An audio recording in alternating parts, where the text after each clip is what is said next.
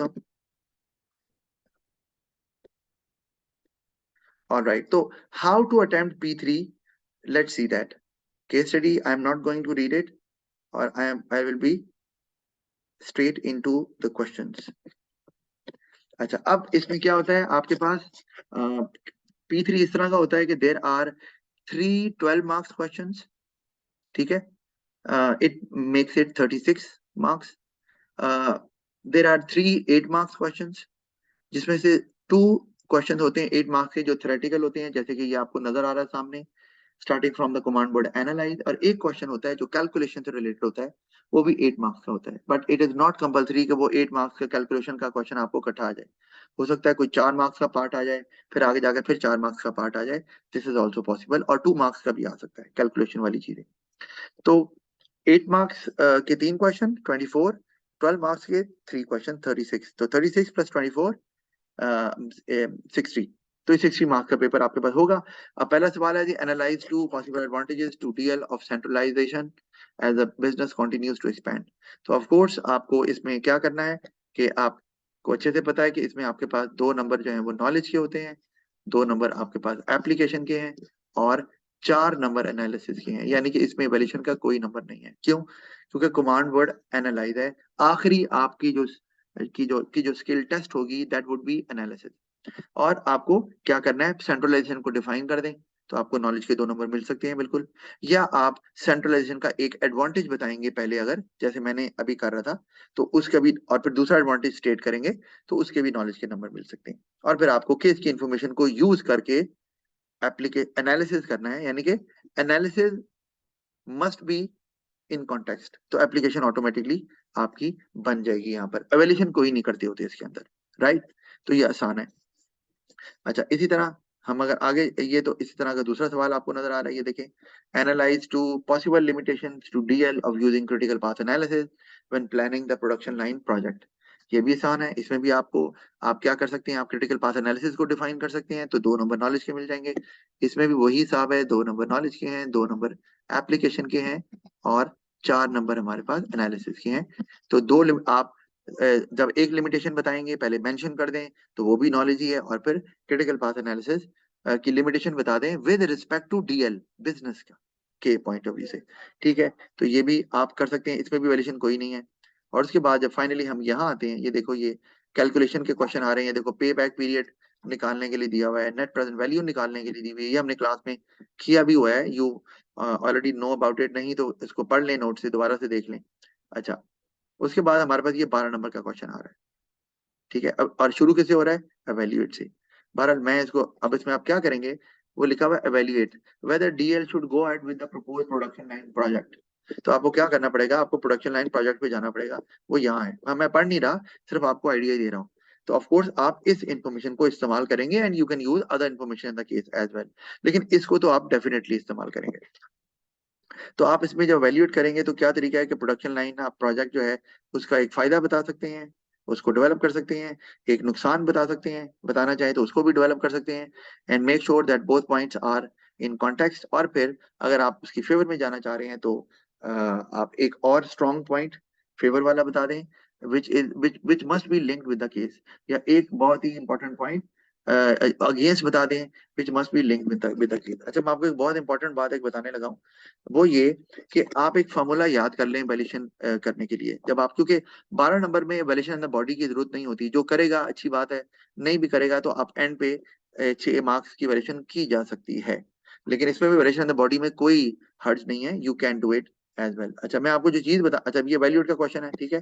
तो इसी तरह अगर मैं अगला क्वेश्चन आपको दिखाऊं, तो वो हमें इसको मैं फिलहाल, ये भी कैलकुलेशन वाला क्वेश्चन है, ऑफ कोर्स प्रमोशनल वेलोसिटी पूछी हुई है, जिसको फॉर्मूला आता है वो आसानी से इसको निकाल देगा आंसर को। अच्छा, ये जो है हमारे पास इस तरह, evaluate whether DL should in order to increase sales reduce the price of ice cream और increase promotional expenditure। ये भी वही बात है कि आप फायदा नुकसान बता सकते हैं। से कि 2 मेथड पूछे हैं ना उसने। अब आपने ये याद रखना है कि जी प्रमोशनल एक्सपेंडिचर को बढ़ाकर सेल्स बढ़ाएं, या प्राइस को कम करके बढ़ाएं। Of course you need to know the information और get the information from the case. और वो कहाँ इंफॉर्मेशन है, वो हमारे पास यहाँ इंफॉर्मेशन दी हुई है। आपको प्रमोशन इलास्टिसिटी भी दी हुई है, प्राइस इलास्टिसिटी भी दी हुई है। आप ऑफ कोर्स इस इंफॉर्मेशन को इस्तेमाल करेंगे फॉर द न्यू आइसक्रीम। बहरहाल मैं तो यहाँ नहीं इस्तेमाल कर रहा। और फिर एंड पे आप ये कंक्लूड करेंगे कि क्या आइसक्रीम की प्राइस कम करके सेल बढ़ानी चाहिए या प्रमोशन एक्सपेंडिचर को ज्यादा करके।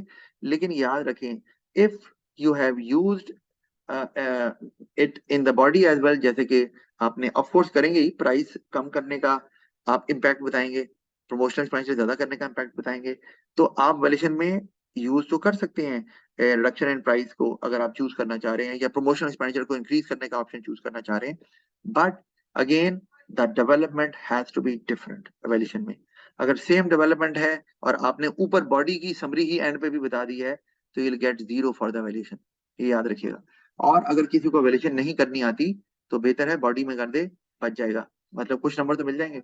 12 की बात कर रहा हूँ, जिसको आती है अच्छी से वो 12 को एंड पे ही रखे। एक बहुत इंपॉर्टेंट बात आपको मैंने बतानी है एंड पे। इसी तरह ये क्वेश्चन आ गया आपके पास, अगेन एवेल्युएट का क्वेश्चन है, देखो तीनों 12 के हैं। Evaluate whether DL should consider corporate social responsibility in its decision making. आसान सवाल है, आपने एएस में भी पढ़ा हुआ है। तो आपको क्या करना है, आप सीएसआर को आसानी से डिफाइन कर सकते हैं। 2 नंबर नॉलेज की ऑफ कोर्स। और उसके बाद अब अच्छा, यहाँ पे नंबर कैसे आ रहे हैं वैल्यूएशन वाले में, मैंने ऊपर बताना भूल गया कि वही 2 नंबर नॉलेज के हैं, 2 नंबर आपके एप्लीकेशन के हैं, और 2 नंबर एनालिसिस की। ठीक है, तो इसलिए कई बच्चे क्या करते हैं, और 6 नंबर वैल्यूएशन की। कई बच्चे क्या करते हैं, एंड पे 2-3 लाइनों में कंक्लूड कर देते हैं, जो बहुत ही गलत है। वो बिजनेस के जिसके मार्क्स सबसे ज्यादा है, how can you come up with only 2-3 line to gain 6 marks? This is not justifiable at all. तो आपकी एंडिंग जो होती है वो सबसे ज्यादा लेंथी होनी चाहिए, ये बात याद रखिएगा, या ज्यादा सॉलिड होनी चाहिए। तो अक्सर बच्चे 2-3 लाइनों में खत्म कर देते हैं, कंक्लूजन हो गया। नो, कंक्लूजन भी 6 मार्क्स है भाई, जो वैल्यूएशन है। या फिर आप बॉडी में भी वैल्यूएशन करें, फिर समझ आती है, फिर आप 3-4 लाइनों में एंड कर सकते हैं। If you can't do valuation in the body, you have to extend your development at the end of your question as your final valuation. अच्छा, अब एक बात ये तो हमें समझ आ रही है, आप सीएसआर को डिफाइन करेंगे, फिर सीएसआर का फायदा बताया, नुकसान बताया, जो भी बताना चाह रहे हैं, एंड पे आप क्वेश्चन की स्टेटमेंट, आपको क्या बताया था, जब आप वैल्यूएशन को एवेल्यूशन करते हैं तो you have to address the statement of the question. Body में करने की जरूरत नहीं है कि सीएसआर कंसिडर करना चाहिए डिसीजन मेकिंग में कि नहीं, वो आप एवेल्यूशन, आप सिर्फ फायदे बताएंगे या नुकसान बताएंगे। आपको एंड में बताना है कि डीएल शुड नॉट कंसिडर या शुड कंसिडर सीएसआर बिकॉज ये रीजन है, या केस में ये इन्फॉर्मेशन लिखी हुई है। अब मैं आपको एक इंपॉर्टेंट बात बता रहा हूँ कि ये एक फार्मूला याद कर लें एवेल्यूशन के लिए। वो क्या है, वो ना कोई भी हो सकता है, वैसे तो मैं आपको बता देता हूँ, वो है COC। ये आसान है ना, याद रखना, तो मैंने बता दिया कॉकपिट। तो कॉकपिट आसान है ना ये रखना ना, तो मैंने कहा चलो हम इसको इस्तेमाल कर लेते हैं। अच्छा, अब ना ये इससे क्या बन रहा है, इससे आप कह लें कि कॉस्ट कितनी लग रही है आपकी। ठीक है, या कॉस्ट इफेक्टिवनेस भी बोल सकते हैं आप इसको, कॉस्ट इफेक्टिवनेस। आप इससे जस्टिफाई कर सकते हैं कि जी मतलब क्या, कि कॉस्ट कितनी लग रही है और बेनिफिट कितना हो रहा है, इसको बोलते हैं कॉस्ट इफेक्टिवनेस। कॉस्ट इफेक्टिवनेस ये नहीं होती कि कॉस्ट कम हो रही है, मतलब जितनी कॉस्ट लग रही है उससे मल्टीपल टाइम ज्यादा बेनिफिट हो रहा है, आप इससे जस्टिफाई कर सकते हैं। अच्छा, इससे नहीं होता तो आप ओ से कर लें। ओ क्या है, ऑब्जेक्टिव ऑफ द बिजनेस। जैसे मैं कर नहीं रहा था, एम्स को यूज कर रहा था 20 मार्क्स के क्वेश्चन में। आप कोई भी ऑब्जेक्टिव जो आपको लगता है बिजनेस का है, आप उसको इस्तेमाल कर सकते हैं कि जी ये इस ऑब्जेक्टिव को चूंकि मीट करता है तो ये बेहतर है। अच्छा, उसके अलावा अगर हम सी की बात कर लें तो आपको वो नहीं इस्तेमाल होता, आप कंपटीशन को इस्तेमाल कर सकते हैं, राइट, कि जी कंपटीशन में ये हेल्प करेगा आपको। जैसे सीएसआर आप कहते हैं बाकी कंपटीटर्स नहीं फॉलो कर रहे, तो आप करेंगे तो आपकी यूएसपी बन जाएगी, जिससे आपको कंपेटिटिव एडवांटेज मिल जाएगा, और कंपटीशन जो है ना वो आप उसको किसी हद तक रिड्यूस करने में कामयाब हो। तो ये हम जस्टिफाई कर रहे हैं थ्रू कंपटीशन, अगर अगर मेंशन किया हुआ वहां पर। अच्छा, फिर पी आ गया हमारे पास, तो पी को आप कह लें जी ये प्रॉफिट है। ठीक है, प्रॉफिट। इसी तरह आई है, तो आई है any information in the case जो आपको लगता है कि वो इंफॉर्मेशन जो बिजनेस की सक्सेस के लिए क्रूशल है। वो ऑब्जेक्टिव या प्रॉफिट हो सकता है ना हो, कोई भी इंफॉर्मेशन। कौन सी information, any solid information critical to the success of the business. Critical, crucial, और आप उसको जस्टिफाई कर सकते हैं, वो बता दें। अच्छा, और उसके बाद आखिरी जो टी रह गया है वो क्या है, वो है टाइम। यानी कि आप ये भी बता सकते हैं इसमें short run versus long run. Short run, कि शॉर्ट रन में ये अच्छा है लेकिन लॉन्ग रन में जो है ना, या शॉर्ट रन में बुरा है। जैसे मैं सीएसआर की बात ही करता हूँ, उसको short run long run apply करता हूँ कि सीएसआर फॉलो करेंगे आप तो आपकी शुरू में कॉस्ट बढ़ेगी, आप वेस्ट को प्रॉपर डंप करेंगे, आप चाइल्ड लेबर इस्तेमाल नहीं कर रहे आप, तो इसमें आपको शुरू में जो है वो कॉस्ट बढ़ेगी तो प्रॉफिट कम होगा, लेकिन लॉन्गर रन में आगे इमेज अच्छा हो जाएगा और आप हायर प्राइस भी चार्ज करेंगे तो people would still like to buy from you.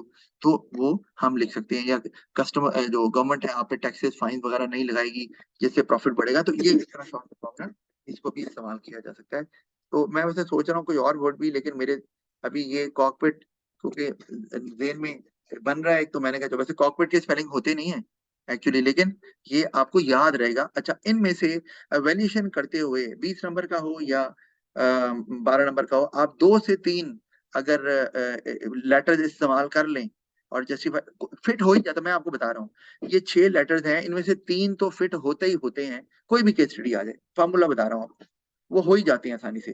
तो अगर 12 नंबर का क्वेश्चन है तो 2 आप फिट कर लें, 20 का है तो 3 कर लें आप फिट। तो अगर आप एवरेशन द बॉडी नहीं कर रहे हैं, वैसे 20 में तो एवरेशन द बॉडी जरूरी होती है, आपको पता ही है। बहरहाल 2 तो करने ही पड़ेंगे, तो ये बहुत आसान तरीका आपका। जी, तो that is the end of my class. कोई क्वेश्चन है तो जरूर पूछ सकते हैं आप।